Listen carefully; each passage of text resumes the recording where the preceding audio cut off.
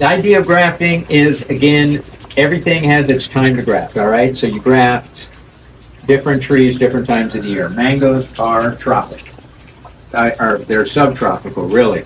So they can handle heat. They like it to be, they don't mind it being a little cool, but you basically should be above 70 degrees.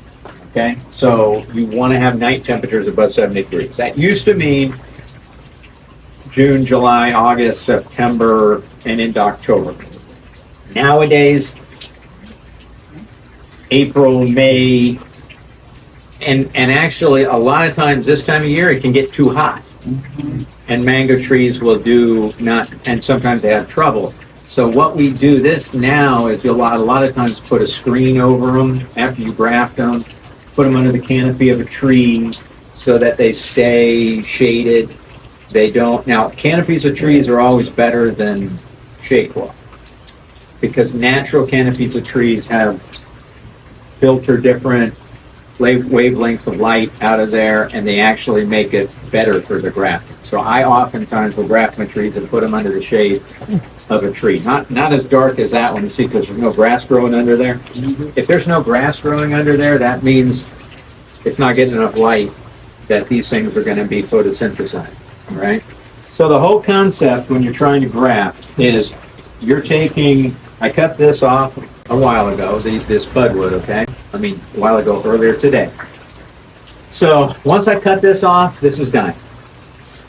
Okay, it has to get attached to something before it dies. And you're attaching it to here with a surgical cut so that, and then it has to heal. You know, I always tell people that we sacrifice a chicken when it's not, you know, but that's not really true. I'm not that superstitious. That's how your grafts work. Yeah, well, I was gonna say, I mean, look, I used to go so far as all the mangoes that were over at the Fairchild Farm. Danny, you want to grab me another one there, and I'll just graft up a couple more while we're talking. I used to go so far as to have everything, I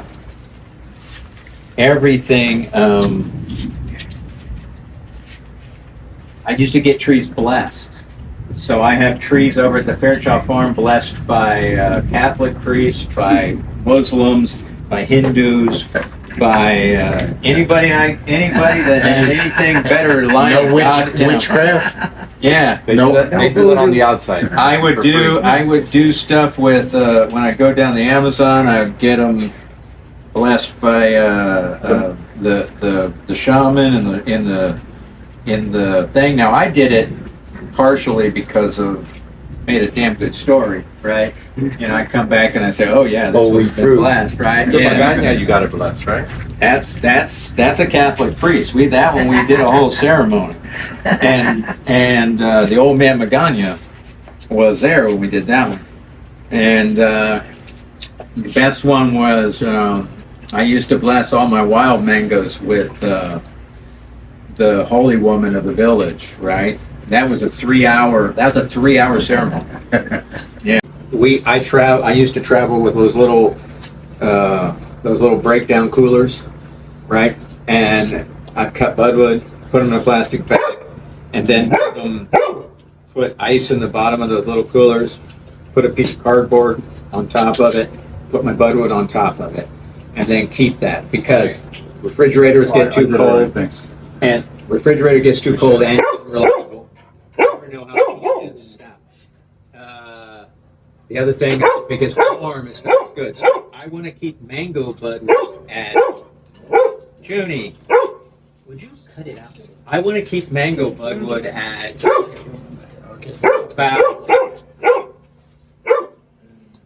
about 50 degrees. I want to keep it about 50 degrees. And let me get this dog some food. So I store budwood for 2 weeks. Let's do this. Let's cut this. Routinely, 2 weeks fine if I can maintain the temperature. If you do it right, if you do it really, really well, sometimes I can keep them for. I've kept budwood for a month, or even longer, 5 weeks sometimes. Do a quick But that's really rare, and I wouldn't push it. 10 days is good. The other question, the other side of that question is, should I graft on the same day I cut my budwood? Or should you leave it for a few days?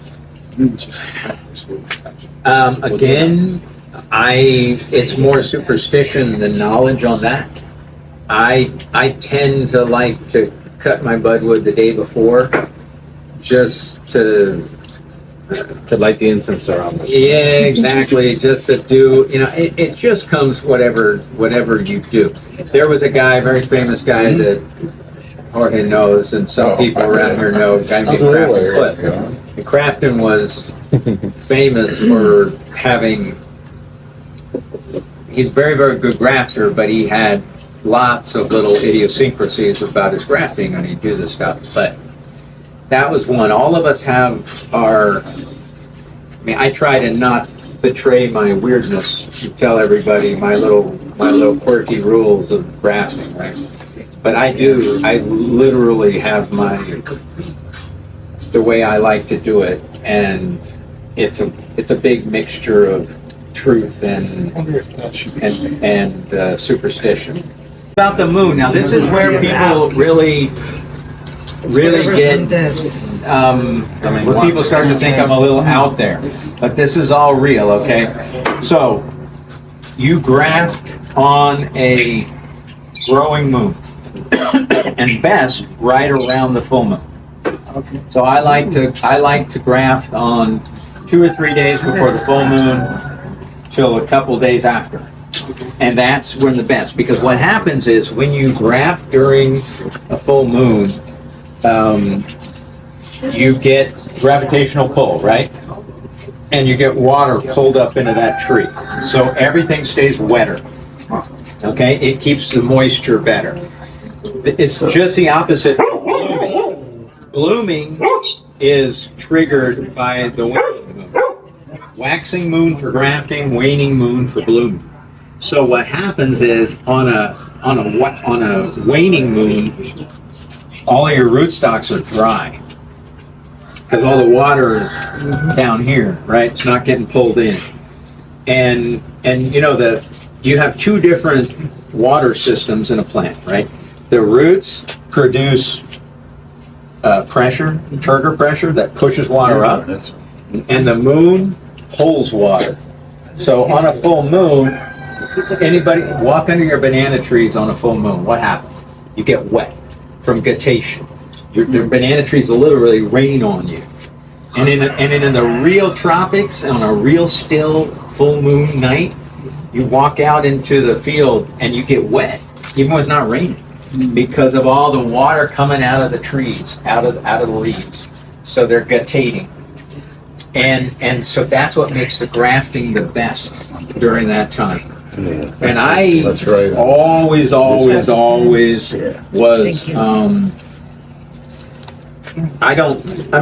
the real best time to graft is when you have the budwood, you got the rootstock, And you got the knife, time. and you got the time. And that's it. That's by far the best time to graft.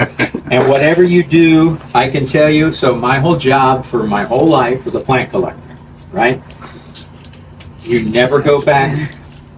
You never know when it's going to be the last time you ever go to a place. You never ever say, oh, I'll get it next time. The one things you never get are the ones that are actually the closest ones to you. So, you say, you got that tree in your neighbor's yard. I'll get that because it's my neighbor, right? You never end up collecting that. You always end up getting the stuff that's halfway across the world, because I know I ain't going back, right? Or they're going to cut it down or whatever. But I know if you got a tree, I'm going to be able to see you, and I know I'm going to be able to get it, but you never do it because you're tired and you don't do it, and I just don't do it. And so the real time is, even though I know, so nowadays I graft on the moons. But that's because I am, the older I got, the more I wanted to kind of, it was like I was telling you that I've learned to deal with the stress of my job and what I do now. And a lot of that is by the elegance of doing the thing. Grafting on the moon is elegant because it's the right thing, right? It's the right thing to do. And so that's why I do it, right? And when Daniel was first grafting for us, so Danny is a Tai Chi master, right? And so you remember when you were doing your things about energy on your mango tree and all that? So just not to tell your story, but everything has energy fields, right? Mango trees, humans, we all have fields. Everybody has an energy field. And certainly the energy fields are affected by gravitational pulls and all that stuff. I mean, if you'd be amazed at how when you graft all your trees and you sit there, like right now, we're just like 4 or 5 days after the full moon, right? All the things were sitting there with turgid buds like this until about 7 days ago. And then they went, and they're already expanded out that big. And it happens that fast, right? They're just sitting there waiting. So the whole way it is in a tree, it's not a switch. It's not an on or off. It's like a dimmer switch. So what happens is you get potential, and then you reach that tipping point, and all of a sudden it goes, now I'm going, like that, because it leveled up to that point, because it's all hormonal, right? So everything that controls whether your grafting lives or whether it doesn't live is all controlled by the hormones that are coming from the roots or coming from the leaves, right? So the leaves are producing all the energy that you need. The hormones are being controlled by a feedback loop from all these leaves. So the leaves and the buds, because as soon as you differentiate a bud and it starts to expand and grow, starts to actually produce stuff, it'll make, it starts to pull hormones, or produce hormones, or inhibit hormones. And so everything changes, right? And so then you get dominance, right? So right now, everything's equal on this. Until at some point, somewhere on that branch, somewhere along here, one of those buds gets triggered to grow for whatever reason. And when it does, that changes everything in here, and all the rules are different for this whole stem.